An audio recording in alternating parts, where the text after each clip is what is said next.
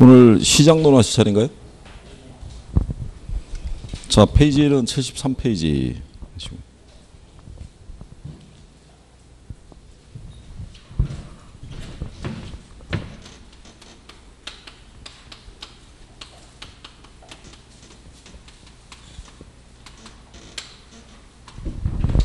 시장론의 이제 그 시험 목차는요. 부동산 시장하고요.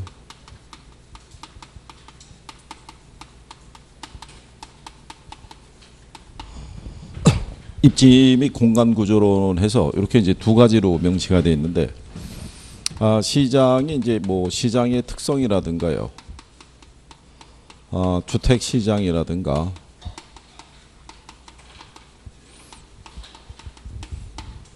효율적 시장 이렇게 세분하면은 이렇게 나눌 수가 있는데, 근래에는 이제 얘네들을 이렇게 다 묶어서 그러니까 출제를 할 때 제목을 부동산 시장의 특성 이렇게 내는 게 아니고요. 그냥 부동산 시장에 관한 내용 뭐 이런 식으로 해서 포괄적으로 물어보니까 묶어서 정리하시는 게 필요할 것 같고요. 입지 및 공간 구조론에서는 지대론이 있고요. 도시공간 구조 이론이 있고, 그 다음에 입지론 이렇게 있으면 어쨌든 간에 단독으로 나오는 애들은 지대론하고 이제 입지론 정도. 도시공간 구조 이론은 작년에 나왔는데 그게 한 3년 만에 나온 거기 때문에 매년 단독으로 나오기는 좀 어렵다라고 보시면 되겠죠. 그래서 입지론도 이론하고요. 그 다음에 계산이 있으면 이론은 나온 것이 몇 회 없어요. 10년 사이 한 2번 정도. 대부분 계산 문제죠. 레일리하고 허프. 계산 정도가 이제 가능한지 가늠해 보시면 될 것 같고, 지대로는 기본적인 건 정리해 두셔야겠고요. 그렇죠? 그래서 제목이 나오면 그 제목 안에 있는 내용을 다 기억할 수 있으셔야 된다. 뭐 이런 얘기죠. 이게 1번에 보게 되면요. 시장에 대한 설명이다. 이렇게 돼 있죠.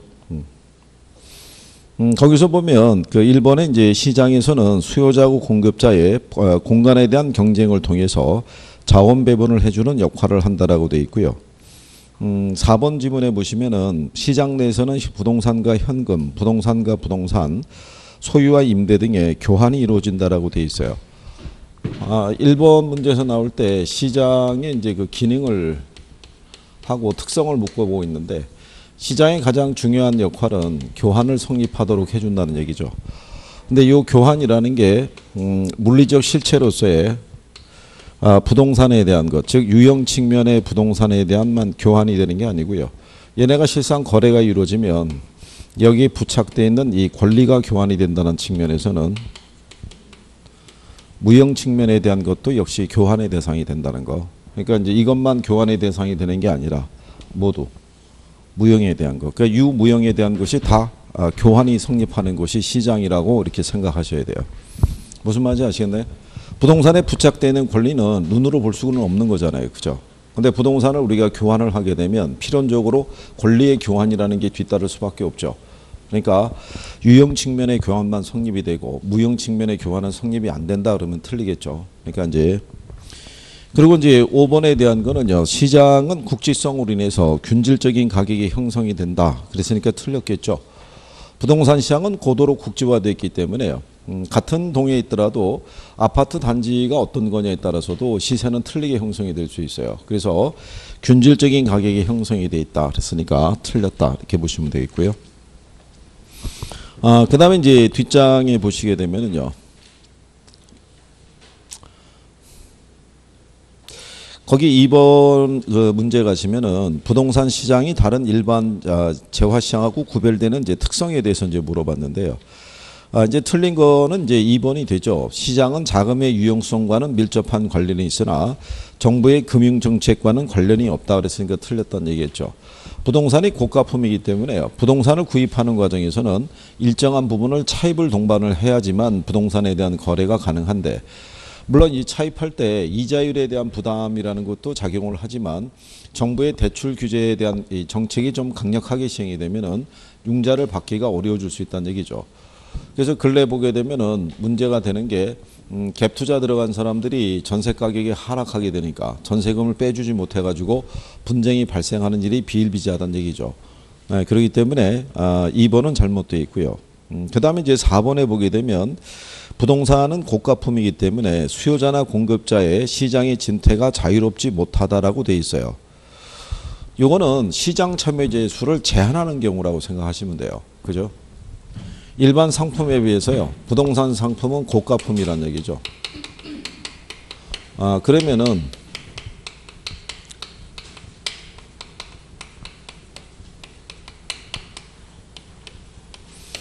시장 참여자의 수가 제한이 될 수밖에 없죠. 그러니까 일정한 구매력을 갖추고 있지를 못하게 되면 시장에 들어와서 거래하기가 어렵겠죠. 그래서 이 고가품이기 때문에 부동산 시장에는 지역시장별로 소수의 구매자하고요. 판매자가 존재할 수밖에 없는 그런 부분이고요. 만약에 그 시장에서 취급하는 것이 저가품이라고 그러면 시장 참여자의 수가 어떻게 되겠어요? 이게 다수겠죠. 그렇죠? 예. 그러니까 여기서 얘기하는 거는 이거 얘기하는 거거든요. 그러니까 완전 경쟁 시장의 성립 조건 중에 하나가 뭐냐면 완전 경쟁 시장이 성립하기 위해서는 시장 참여자의 수가 무수히 많아야 돼요. 그래서 개별 수요자나 개별 공급자는 시장 가격에 영향을 미칠 수가 없어요. 그냥 시장 전체의 수요와 공급에서 결정된 가격을 그대로 받아들일 수밖에 없는 가격 수능자의 역할을 한다라고 얘기를 해요. 근데 부동산은 고가품이니까 지역시장별로 소수의 구매자하고 판매자가 존재하다 보니까 이 사람들이 시장 가격을 주도할 수 있겠죠. 가격에 영향을 줄 수 있다는 얘기예요. 여기서 얘기하는 시장의 진퇴가 이게 자유롭지 못하다라고 얘기하는데 완전 경쟁 시장은 이게 자유스러워요. 그러니까 이윤을 더 많이 올릴 수 있는 곳으로 시장을 언제든지 옮겨 다닐 수 있다는 얘기죠. 그러니까 가령 예를 들어서 감자라는 작물을 심다가 옥수수가 훨씬 괜찮다 그러면 갈아엎고 우리는 옥수수 심어가지고 옥수수 시장으로 넘어갈 수도 있어요. 근데 부동산 시장에서는 지역시장별로 초과 수요가 있고요. 뭐가 있을 때? 자, 그러면 초과 공급 상태에 놓여 있는 부동산이 있을 거 아니에요. 얘가 이쪽으로 갈 수 있으면 더 많은 이윤을 올릴 수 있어요, 없어요? 근데 이게 어렵잖아요. 부동산은 생산 요소 이동이 자유롭지 못하다고요. 위치가 고정되어 있기 때문에. 무슨 말인지 아시겠나요? 그러니까 시장의 진퇴가 자유롭지 못하다는 얘기는 이게 고정이 돼 있어서 그렇다고요. 뭐가? 이 부동산이 이 토지에 점하고 있는 지리적 위치는 인위적으로 이동이 안 되잖아요. 그죠? 그래서 그런 부분을 기초로 정리하시면 될 거예요. 일부 교재 보면은 부동산하고 관련이 없는 것에 대해 있을 때 뭐 이런 거를 집어넣는 경우가 있던데 그러면 잘못된 표현이에요. 이거하고 구별해 줘야 되는 거죠. 그러니까 완전 경쟁 시장이 성립되기 위한 조건이 4가지가 있다고요. 그러니까 첫 번째가 시장 참여자의 수가 다수해야 되고 시장의 진퇴가 자유스러워야 되고 그 다음에 상품이 동질적이어야 되고 완전한 정보가 제공이 돼 있어야 돼요. 그 조건 중에서 하나라도 충족이 안 되면 불완전 경쟁 시장이 된다 이런 얘기죠. 그러니까 이거를 제가 볼 때는 확대 해석한 것 같아요. 이것까지 일로 집어넣은 거 봤을 때는. 그러니까 어쨌든 그래서 그 4번에 보면은 고가품이기 때문에 수요자나 공급자의 시장의 진퇴가 자유롭지 못하다라고 되어 있는 것은 엄밀히 말하면은 시장 참여자의 수가 제한이 된다는 얘기죠. 그렇죠? 예, 그런 표현으로 인식을 하시면 될 거예요. 그리고 이제 실전에 가면요. 약간 뭐 오류라든가 또 문제가 있을 만한 지문들은 대부분 수정이 돼요. 이렇게 나오면 또 나중에 또 이의신청 들어가고 그러니까 문제가 될 수 있죠. 그 다음에 이제 3번에 보면요. 시장의 특성에 관한 설명이다. 틀린 거. 우리 1번 지문은 수업 시간에 해드린 거죠. 생산 요소로서의 토지는 대체가 제한이 되는데 자산으로서의 토지는 대체제가 존재한다고 볼 수 있겠죠. 생산 요소로서 인식되는 토지 있죠. 우리가 토지와 노동과 자본을 투입해서 생산을 하고자 했을 때 도심 지역 같은 경우에는 좁은 공간에 많은 수요가 몰려들잖아요. 그죠? 그러면 그거를 우리가 해결해 줄 수 있는 방법은 토지를 자본으로 대체해서 건물을 고충할 수 있는 게 하나의 방법인데 근데 그게 대체 한계가 있다는 얘기죠. 그렇다고 해서 우리가 건물을 뭐 300층, 500층, 1000층 이렇게 올릴 수는 없다는 얘기죠. 그래서 생산 요소의 토지는 대체하기가 좀 어렵다라고 보셔야겠죠. 근데 자산으로 인식할 때는 상대적으로 대체지 찾기가 조금 더 쉽죠. 금융자산이라든가 뭐 이쪽으로 대체해서 투자할 수 있으니까 그래서 이제 그런 경우로 보시면 될 거고요. 그다음에 이제 거기 보시면은 4번에 부동산 시장에서 정보 유통의 불안전성은 시장을 불안전하게 만든다라고 얘기를 했을 때 시장의 효율성이 떨어진다고 보시면 되겠죠. 여러분들이 왜 효율적 시장에서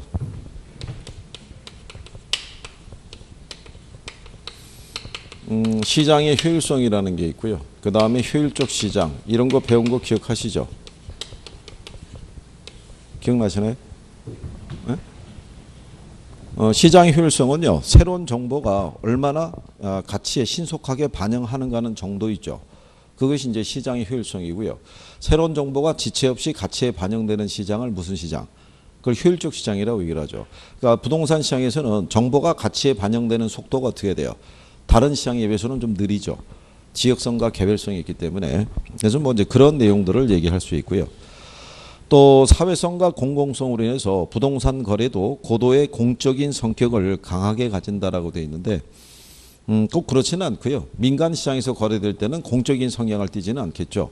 다만 이제 부동산이 가지고 있는 사회성 공공성 때문에 정부의 시장 개입의 명분을 주어진다라고 생각하시면 되겠죠. 시험에 한번 나온 거죠. 부동산은 뭐가 있어서 사회성과 공공성이 있는 재화이기 때문에 이 정부의 시장 개입에 대한 명분을 이거를 강화시킨다고 보시면 되겠죠.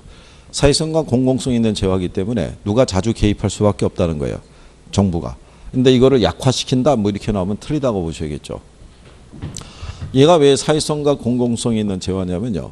일단 우리는 부동산을 갖다가 토지를 보시면 농업용이라든가 공업용이라든가 또는 상업용이라든가 또는 주거용이라든가 또는 공공용 등으로 토지를 쓰고 있을 때 이 중에 우리가 살아가는데 하나라도 필요하지 않는 용도가 없다는 얘기죠.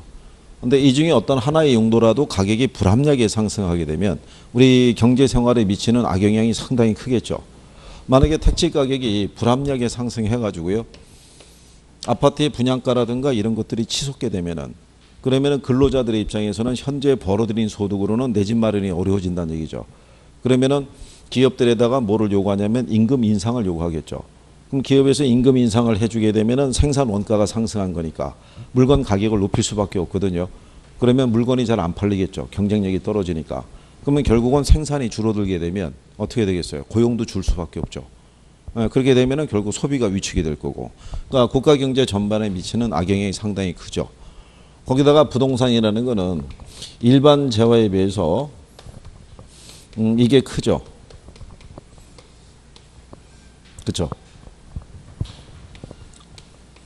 라면이 1,000원에서 1,200원으로 올랐어요. 그러면 가격이 20% 상승했잖아요. 그렇죠? 그렇다고 해서 우리가 라면을 못 사 먹을 이유는 하나도 없죠. 200원 더 주고 뭐 충분히 라면 사서 우리는 소비할 수 있다는 얘기죠. 근데 만약에 아파트가 5억에서 6억으로 올랐어요. 서울시의 평균적인 지금 가격이 6억이에요. 그럼 얘도 20% 상승했거든요. 근데 위에 거하고는 느낌이 틀리죠. 그렇기 때문에 정부는 일반적인 이런 재화의 가격의 변화보다는 부동산 시장의 가격 변화에 민감하게 반응할 수밖에 없죠. 그러니까 가격을 어느 정도 안정화시키기 위해서라도 자주 개입을 할 수밖에 없죠. 그래서 뭐 이런 논리라고 생각하시면 되죠. 그래서 이렇게 사회성과 공공성으로 인해서 부동산 거래도 고도의 공적인 성향을 띈다 해서 이게 틀렸다는 얘기고요. 다만 이제 정부의 입장에서는 공적인 부분에 대한 것은 인식하지 않을 수는 없겠죠. 그 다음에 이제 4번에 보시면 부동산 시장의 특성에 대한 설명이다. 이렇게 돼 있어요. 옳은 것으로 짝지어진 거 이렇게 물어봤는데 부동산 시장은 이제 거래가 비공개되는 시장이기 때문에 정보의 탐색 비용이 많이 소요된다고 돼 있죠. 그러니까 거래 가격에 관한 정보를 우리가 쉽게 파악하기가 어렵다는 얘기죠. 그래서 정보가 왜곡되어 있는 경우가 많기 때문에 그래서 이제 중개업자를 필요로 한다. 이렇게 보시면 되겠고요. 그리고 이제 부동산 시장이 일반 재화 시장과는 다른 특징을 갖게 되는 것은요. 부동산의 자연적인 특성에 기인한다라고 볼 수 있겠죠. 그래서 니은까지는 뭐 맞는 표현이죠. 그러니까 니은까지 들어가 있는 애가 이제 1번하고 2번밖에 없죠. 그렇죠? 근데 이제 부동산의 고정성은 부동산 시장이 자금의 유용성과 밀접한 이 관련을 맺게 되는 직접적인 원인이 된다 그랬으니까 틀렸겠죠. 자금의 유용성이라는 게 결국 이 금융 비용 생각하시면 돼요. 그러니까 부동산이라는 재화가 고가품이기 때문에 부동산을 구입하는 과정에서는 일정한 부분은 차입을 해야 된다는 얘기죠. 그러니까 그거는 이제 부동산 상품의 어떤 이제 고가성에서 나타나는 현상이지 위치가 고정이 돼 있어서 나타나는 건 아니다 이런 얘기죠. 그다음에 이제 그 리을에 보면은 부동산 시장에서 거래되는 상품은 표준화된 상품이 될 수는 없겠죠. 개별성이 있으니까. 그다음에 수요와 공급의 조절이 쉽지 않기 때문에 장기적으로 가격의 왜곡 현상이 나타난다는 게 틀렸겠죠. 가격의 왜곡은 단기적으로 나타나는 현상이라고 보셔야겠죠. 그렇죠? 네, 그래서 미미 틀려서 답은 1번으로 준 건데 그러면 나중에 여러분들이 부동산 시장의 특성이 있죠. 특성. 하면은 이게 또 쭉 떠오를 수 있어야 되죠. 그렇죠? 시장의 특성하면 뭐 생각나는 거 있으신가요? 시장의 특성? 요즘은 학원마다 가보면요. 뭘 여쭤보면은 계속 칠판을 면접하고 있더라고요. 그죠? 얘만. 그리고 아주 불리한 상황이 발생하게 되면 갑자기 대답은 하나도 안 나오는데 몸은 되게 바쁘게 움직이시더라고요. 책장도 넘겨도 보고 막 이런 것도 있죠. 뭐가 있겠어요? 시장의 특성 중에. 우리가 시장의 국지화, 국지성을 갖고 있고요. 그 다음에 비 들어가는 거 3개 얘기해 드렸죠. 비공개성, 비표준화, 비조직화. 그렇죠? 부동산 시장은 구조적으로 이 조직성을 갖기가 어렵죠. 지역성과 뭐가 있어서 개별성 이런 것들이 있기 때문에. 일반 상품이 있죠. 일반 상품은 이 생산지 하고요. 그 다음에 소비지 있죠. 이게 같아요, 틀려요? 일반 상품은. 일반 상품은 틀리죠. 공장에서 생산해서 가정에서 소비하잖아요. 그러니까 이 상품이 시장에서 유통되기 위해서는 도매상이라든가 소매상을 거쳐서 가정에서 소비해요. 그러니까 이런 유통구조를 필요로 할 수밖에 없는데 부동산이라는 상품은 생산지하고 소비지가 같죠. 생산하는 장소에서 소비해야 될 거 아니에요. 그렇죠? 그러니까 이런 유통구조를 꼭 필요로 하는 건 아니란 얘기죠. 자, 뭐 이런 거 얘기했었고요. 그 다음에 또 뭐 있었어요? 수급 조절이 곤란하다고 그랬죠. 네, 수급 조절이 곤란한 이유는 어디 있어요? 수급 조절이 곤란한 거는. 네? 아니 시장에서 수요와 공급이 조절이 곤란하면 이유가 있을 거 아니에요. 뭐 있어요?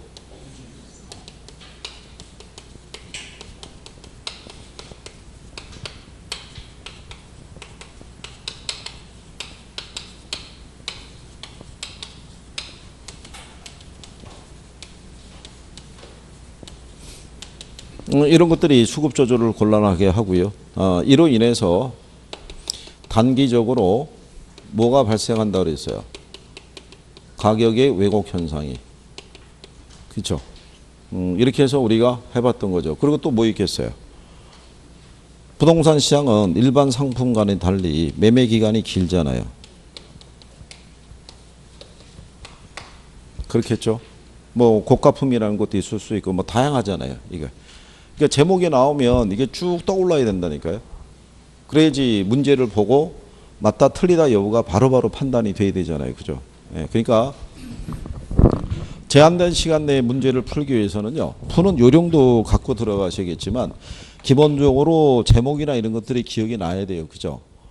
여러분들이 뒤에 5번 문제 있죠? 거기 5번 문제 가시게 되면 자 시장의 특성을 열거할 것이다. 해당되지 않는 것은 몇 개냐 이렇게 물어봤죠. 예, 근데 내가 저런 하다못해 제목이라도 알고 있으면 쭉 읽으면 나온다고요. 구별을 할 수가 있는데 지금 여기 봤을 때 답이 없다라고 돼 있잖아요. 거기 보면은 불안전 경쟁 시장이죠. 수급 조절이 곤란하죠. 거래 정보가 비공개가 돼 있죠. 매매 기간의 장기성이 있죠. 비표준화 있고 비조직성이 있고 지역 시장이잖아요. 그죠? 그러니까 이게 익숙한 사람들은 제목만 갖고 한번 이렇게 쭉 훑어보면은 맞다 틀리다 여부의 판별이 좀 빠를 수 있다는 얘기고, 그렇지 않을 경우에는 한참을 또 생각해야 되잖아요. 그죠? 그러니까 충분한 뭐가 있어야 돼요? 연습이 돼 있어야 된다는 얘기죠. 자, 그래서 뭐 그런 내용 정도를 구별하시면 되겠고요. 자, 그 다음에 우리는 저기 주택 시장에 대한 게 뒤에 정책 쪽에 들어가 있기 때문에 여기는 뭐 특별한 내용이 없어요. 그죠? 그래서 그런 내용 정도는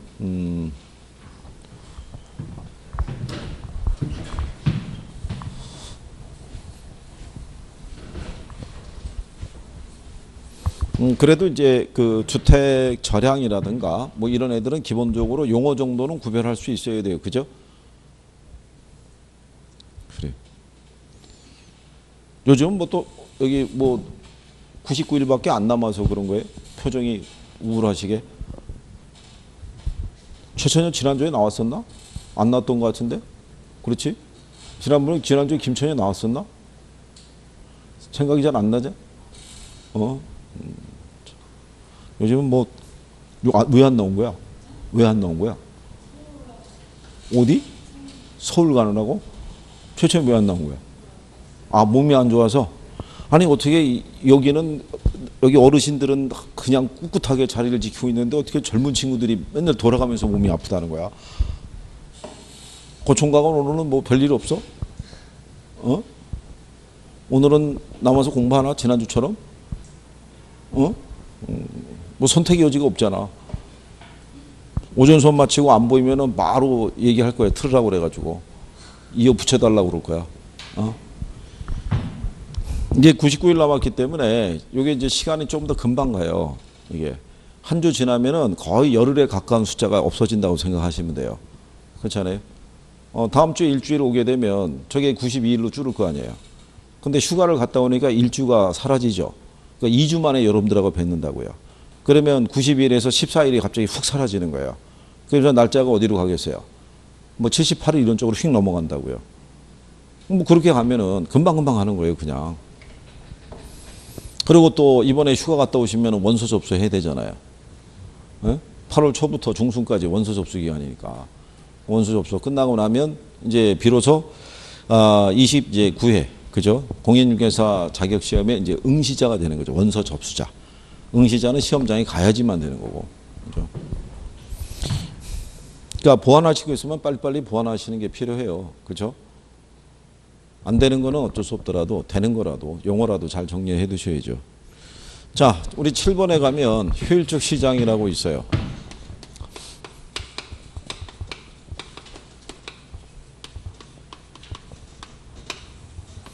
자, 효율적 시장에서는 이 시장의 효율성하고요. 그 다음에 이제 이 효율적 시장 이렇게 있을 때 효율적 시장이라는 건요. 새로운 정보가 지체 없이 가치에 반영되는 시장을 얘기를 해요. 그 반영되는 정도를 가지고 측정하는 게 이제 시장의 효율성이라고 그러죠. 그럼 부동산 시장도 효율적 시장이라고 할 수 있어요, 없어요? 부동산 시장도 새로운 정보가 지체 없이 가치에 반영되는 시장이 있죠. 네, 이런 효율적 시장이라 할 수 있다, 없다? 할 수 있다는 거죠. 부동산의 가치라는 것은요. 장래에 기대되는 편익의 무슨 가치라고 그래요? 네, 현재 가치. 근데 요 장래에 기대되는 편익이 있죠. 이게 커지면 이 현재 가치가 바로 커지죠. 어떤 정보가 주어지게 되면. 그래서 부동산 시장도 무슨 시장? 효율적 시장의 성격을 갖고 있는데 다만 부동산 시장은요. 어떤 소문이나 루머 등에 의해서도 이 가치는 변할 수 있어요, 없어요? 가치는 변할 수 있어요. 그러면 매도자는 거래할 때 이 소문과 루머도 거래 가격에 반영하고 싶어 해요. 근데 매수자 입장에서는 저거는 반영해서 거래하기가 좀 부담스럽죠. 소문일 뿐이니까. 그렇지 않겠어요?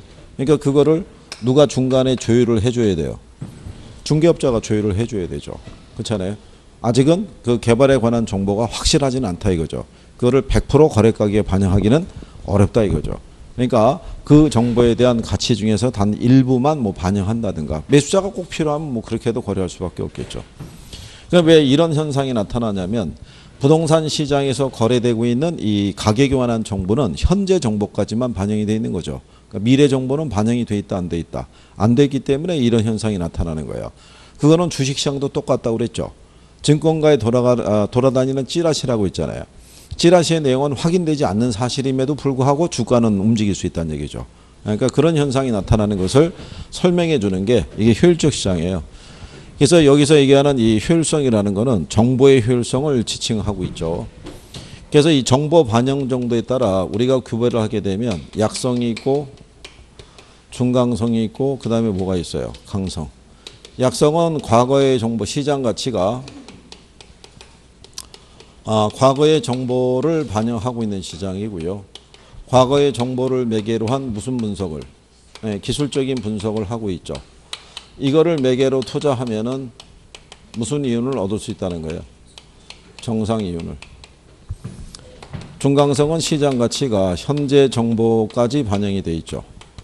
이 현재 정보를 매개로 분석하는 거를 기본적 분석이라고 그러고요. 이거를 매개로 투자를 하게 되면은 무슨 이윤을 얻을 수 있다. 정상 이윤을 얻을 수 있다. 이런 얘기죠. 그렇죠? 자, 여기서 만약에 투자자가 요거를 매개로 해서 투자해서 이렇게 초과 이윤을 얻을 수 있어요, 없어요? 투자자가 여기 있는 과거의 정보를 매개로 한 기술적 분석이 있죠. 이거 매개로 투자해서 초과 이윤 얻을 수 있어요, 없어요? 이건 초과 이윤 얻을 수가 없죠. 이걸 매개로 초과 이윤 얻으면 이 시장은 약성이 아니라는 거죠. 약성 시장은 어디까지만 과거의 정보가 반영이 되어 있는 거예요. 얘네가 초과이윤 얻으려고 그러면 이게 매개가 돼야 되는 거예요.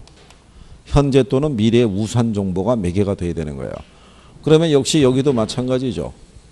이거를 매개로 투자해서 초과이윤을 얻을 수 있다 없다? 얻을 수 없는 거예요. 이걸 매개로 초과이윤 얻을 수 있다는 얘기는 이 시장은 중강성이 아니라는 얘기예요.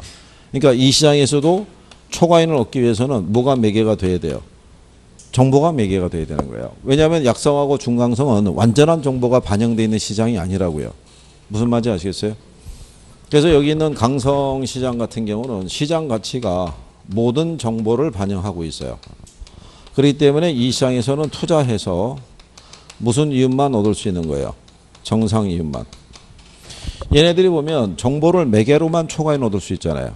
근데 얘는 모든 정보가 다 반영돼 있잖아요. 그러니까 이 시장에서는 얻을 수 있는 건 무슨 이윤밖에 없어요. 정상 이윤밖에 없는 거예요.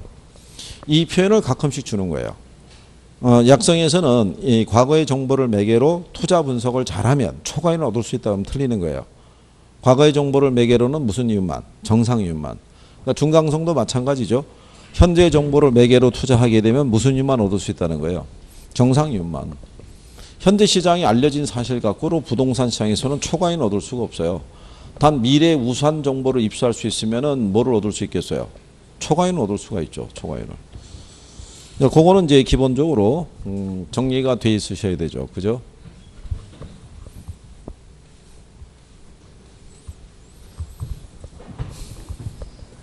자, 그 다음에 불안전 경쟁 시장 있죠.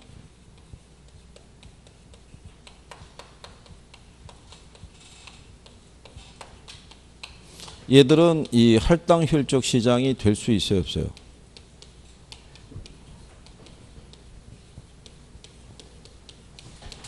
얘들은 할당 효율적 시장이 될 수 있다, 없다? 여기는 독점 시장이 있죠. 독점 시장은 할당 효율적 시장이 될 수 있어요, 없어요? 그러면 부동산 시장이 있죠. 부동산 시장은 할당 효율적 시장이 될 수 있어요, 없어요? 그럼 얘는 될 수 있어요, 없어요? 얘는요? 아니, 이 성격을 갖고 있는 애가 얘라고요. 에? 그러면 얘 될 수 있겠어요, 없겠어요? 될 수 있을 거 아니에요. 얘는요? 될 거 아니에요. 예? 무슨 말인지 하시겠어요? 아니 얘가 되는데 이 성격을 갖고 있는 애들도 다 되는 거죠. 왜 안 되겠어요? 그죠? 우리가 이론 수업할 때 부동산 시장의 성격 얘기해 주잖아요. 불안전 경쟁 시장이고 지역 시장이고 이런 거 설명해 주죠. 그러면서 얘는 무슨 시장의 성격도 갖고 있다고, 독점 시장의 성격도 갖고 있다고. 여러분, 자, 시장에 가게 되면요, 똑같은 위치에 토지 있어요, 없어요? 없죠. 그럼 내가 만약에 이 토지를 매입을 해서 내 소유로 갖고 있다는 얘기는 이 토지에 대한 독점적인 권리를 갖게 되잖아요. 무슨 말인지 아시겠나요? 그러니까 얘들이 다 무슨 시장이 될 수 있다? 할당 효율적 시장이 다 될 수 있는 거예요. 예?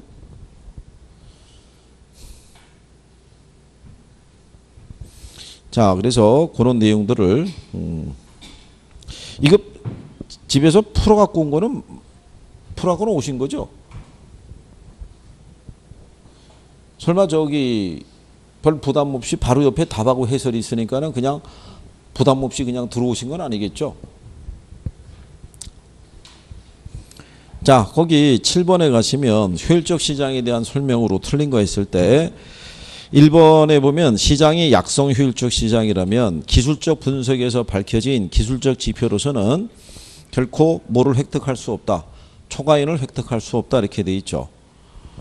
그리고 이 보면은 3번에 강성 효율적 시장에서는 어느 누가 어떤 정보를 이용한다고 하더라도 초과인을 획득할 수 없잖아요. 그죠?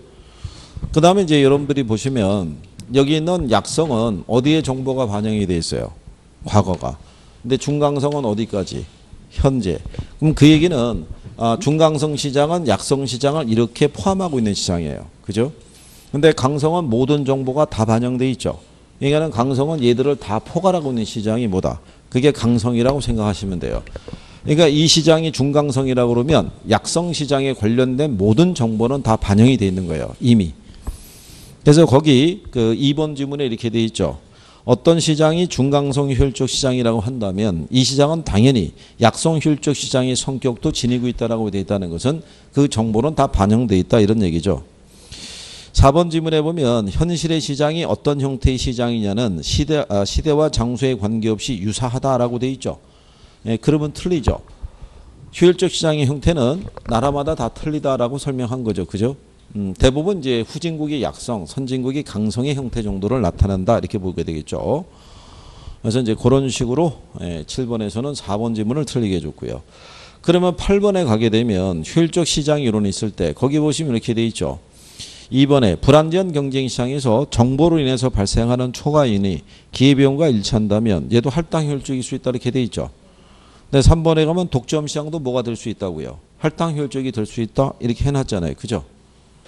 근데 이제 5번에 가면 부동산 시장도 할당 효율적일 수가 있죠. 예, 이럴 때는 그 부동산 투기가 근절될 수는 없다 이렇게 돼 있는데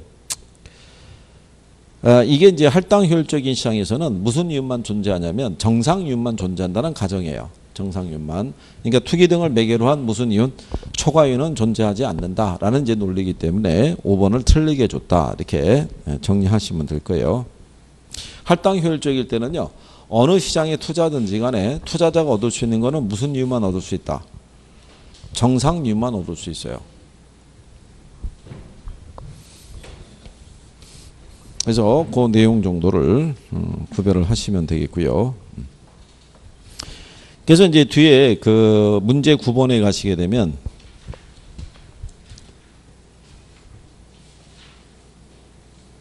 거기 보면 이제 옳은 거를 물어봤다는 얘기죠. 옳은 거를. 자, 거기 보면 이제 2번에 부동산 시장에서 특정 투자자가 초과인을 획득할 수 있는 거는 시장이 불안전하고 독점적이기 때문이 아니라요. 시장이 할당 효율적이지 못하기 때문에 뭐를 초과인을 얻을 수 있다 이런 얘기죠.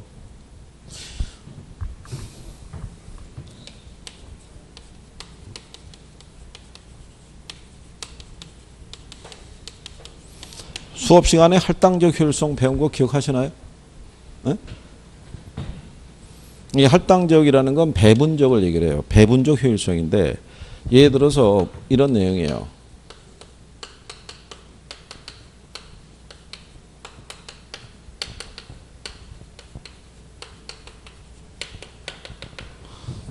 이 상태가 이제 할당적 효율성이라고 그래요. 자원 배분이 효율적으로 이루어진 상태예요. 그러니까 그 시장에 투자해서 들어가서 감수하는 위험에 대한 대가 있죠. 얘가 위험이 제일 작죠. 그러니까 뭐가 제일 작겠어요? 수익이. 위험이 얘보다 좀 크죠. 그러니까 거기에 상하는 수익만큼만. 그러니까 예를 들어서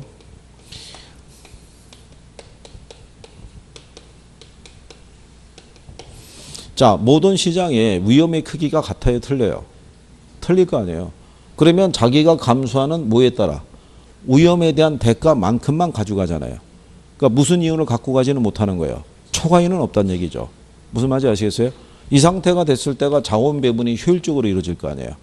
어느 쪽으로 쏠리지는 않다는 얘기죠. 그러면 어디다 투자할 거냐는 것은 위험에 대한 투자자의 태도에 따라 틀려지죠.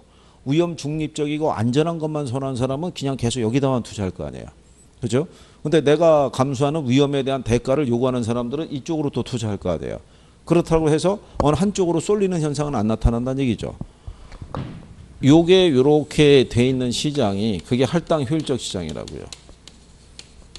그러면 할당 효율적 시장에서는 자원 배분이 어떻게 돼요? 효율적으로 이루어지겠죠. 그러면 이 각각의 시장에서 얻을 수 있는 거는 무슨 이윤만 얻을 수 있어요? 정상 이윤만 얻을 수 있다 이런 얘기죠. 그러면 완전 경쟁 시장이 있잖아요. 완전 경쟁 시장도 자원 배분이 효율적으로 이루어진 시장이죠. 완전 경쟁 시장을 보면은 이렇게 시장 전체와 수요와 공급에서 결정된 이 가격이 균형 가격이죠. 균형 가격 하에서는 수요량과 공급량이 일치하잖아요. 남거나 모자름이 있어요, 없어요? 없으니까 자원 배분이 효율적으로 이루어지겠다고요. 그러니까는 얘들도 무슨 이윤만? 정상 이윤만. 그러면은 자동적으로 완전 경쟁 시장은 무슨 시장이 돼요? 할당 효율적 시장이 되는 거예요. 얘는 자원 배분이 어떻게 이루어지고 있고요. 효율적이고 무슨 이윤만 얻어요? 정상 이윤만. 그러면 여기 있는 얘도 자원 배분이 어떻게 돼요? 효율적이고 얘도 무슨 이윤만 존재하는 애예요? 정상 이윤만. 그러니까 완전 경쟁 시장은 자동적으로 무슨 시장이 되는 거예요? 할당 효율적 시장이 된다고요. 그러면 여기 있는 할당 효율적 시장은 완전 경쟁 시장만 얘기하느냐면 그렇지는 않다는 얘기예요. 불완전 경쟁 시장이 있죠. 얘들도 할당 효율적 시장이 될 수 있어요, 없어요? 될 수 있다는 거예요. 무슨 시장도? 독점 시장도. 이 시장은 무슨 이윤이 존재해요? 초과이윤이 존재하잖아요. 그죠? 근데 이 시장에서 초과이윤을 획득하려고 그러면 뭐가 지불이 돼야 돼요? 이걸 매개로 하지 않고서는 초과이윤을 얻을 수가 없잖아요. 무슨 비용을? 정보 비용을. 그러면 예전을 한번 생각해 보세요. 우리나라에 한 70년대, 80년대 있죠. 그때는 어디가 개발이 된다더라는 이건 소문과 루머가 돌아도 실제로 투자할 수 있는 사람은 소수밖에 안 돼요. 그죠? 정보도 소수에밖에는 집중이 안 돼 있었고. 그러면 그때 당시는 거기에 투자하면 많은 이윤을 얻을 수 있을 때 소수의 사람들만 약간의 무슨 비용을 지불해서 적은 비용을 지불해서도 막대한 이윤을 가져갈 수 있었다고요. 근데 지금은 웬만한 정보는 다 공유가 돼야 안 돼요.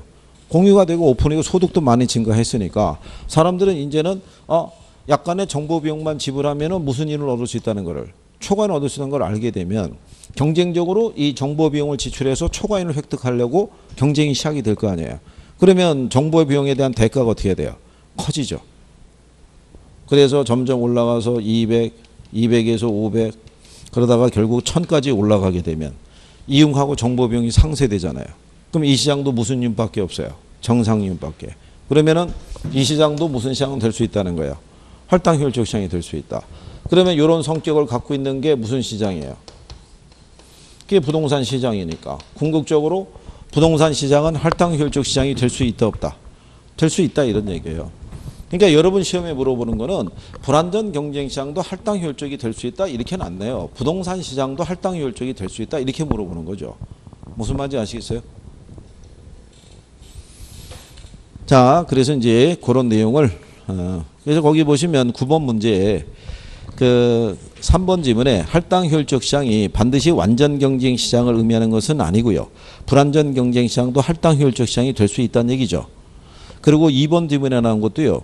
특정 투자자가 초과이윤을 획득할 수 있는 것은 시장이 불완전하고 독점적이기 때문이 아니라 시장이 뭐가 되지 못해서 할당 효율적이지 못하다는 얘기는 이런 거라고요. 지금은 자기가 감수하는 위험에 대한 대가만큼만 가져가는 거죠. 근데 이거보다 더 큰 뭐를 얻어가면 수익을 얻을 수 있다 그러면 이 균형이 깨지잖아요. 그러면 시장의 모든 자금이 다 일로 쏠릴 거 아니에요. 그렇죠? 그래서 정부는 요거를 이렇게 빼줄 수 있는 정책을 펼치는 거예요. 그래서 강남의 재건축 시장에다가 재건축 초과이익 환수제라는 걸 도입한 거죠.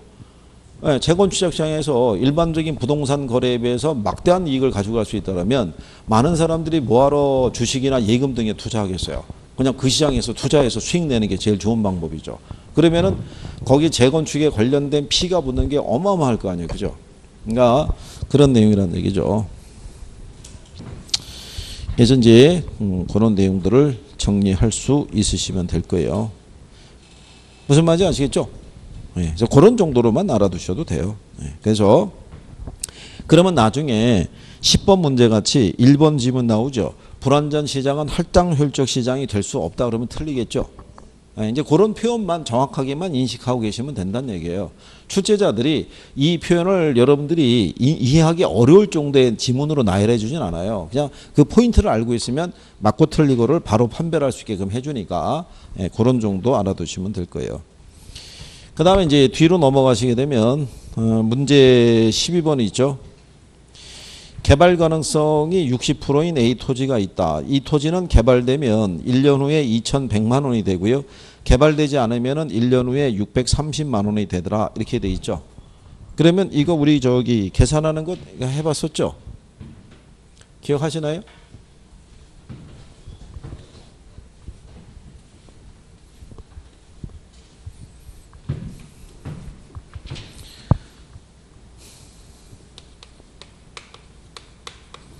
자, 정보 가치라는 것은요. 정보가 확실한 가치에서 뭐를 빼면 돼요?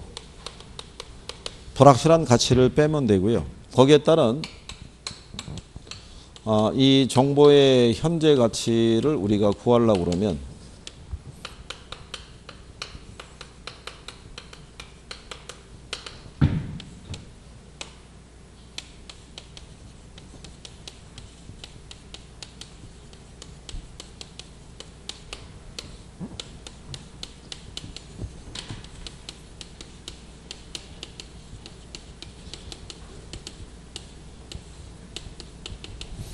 자, 여러분에게 주는 조건은 두 개밖에 없어요. 그죠?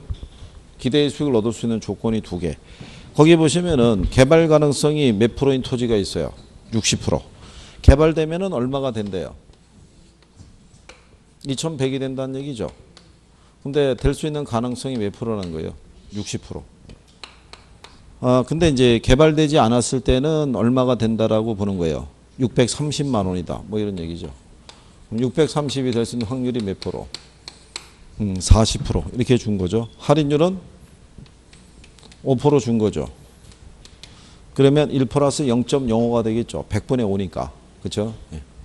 그러면 이거를 이제 우리가 계산해야 되죠. 2100에 대한 몇 프로? 60%를 계산해야 된다는 얘기죠. 그러면 얼마 나오겠어요? 이거는 계산을 해야지 나와요. 이거는 근데 실제는 이렇게 배열 안 해줘요. 암산으로 계산이 가능하게끔 해준다고요. 그죠? 그 다음에 630이 될 수 있는 확률이 몇 프로예요? 40%죠. 그럼 얘 계산하면 얼마 나오겠어요? 그러면 한 뭐 252만 원 뭐 이렇게 떨어질 거예요. 그러면은 두 개를 다 더해야겠죠. 그러면 1,400, 1,512만 원 이렇게 나오겠죠. 이거를 1.05로 할인해야 되는 거죠. 이렇게. 그러니까 할인하게 되면 금액이 얼마 나오겠어요?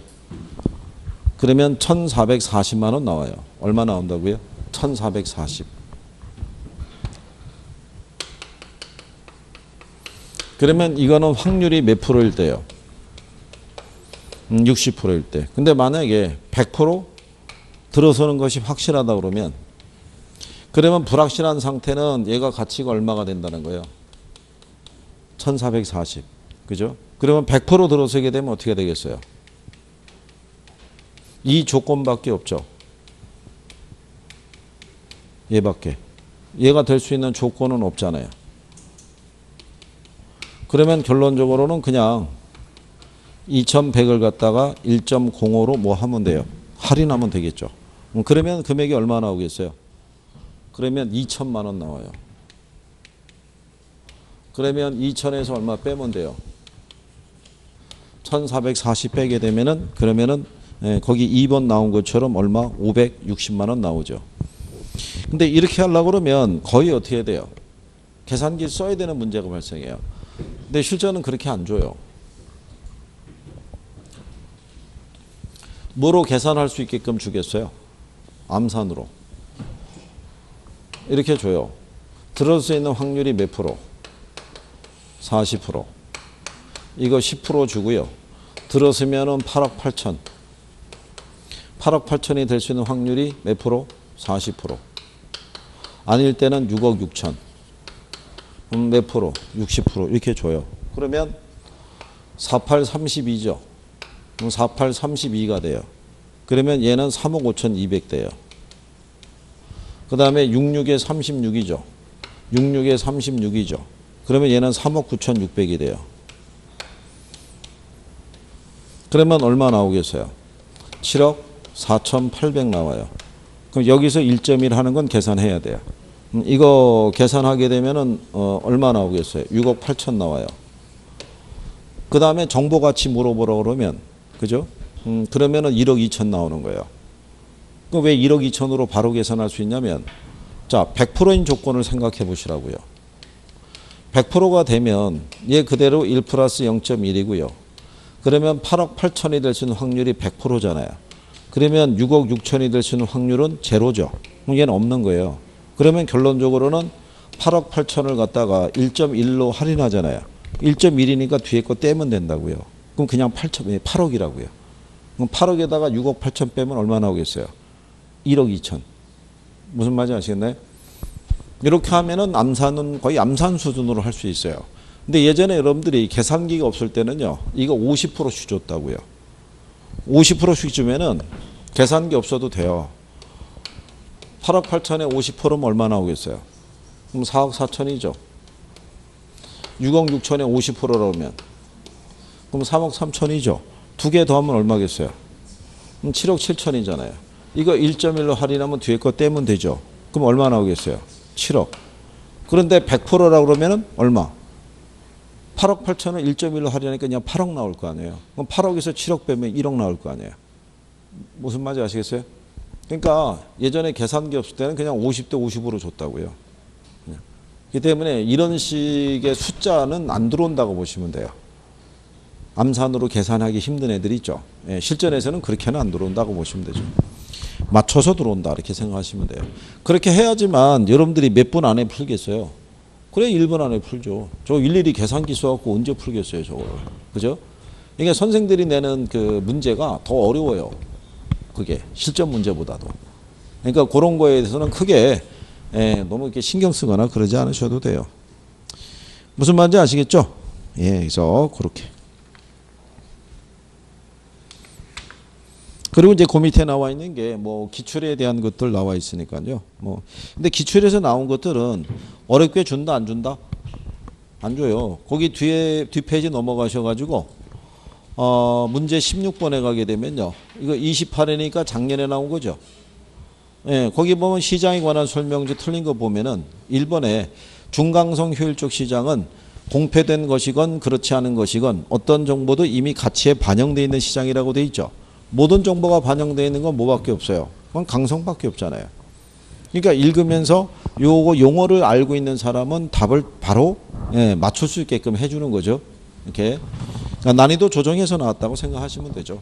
그래서 일단 여기까지 하셨고요. 잠깐 쉬었다가 84페이지 입지 선정하시죠.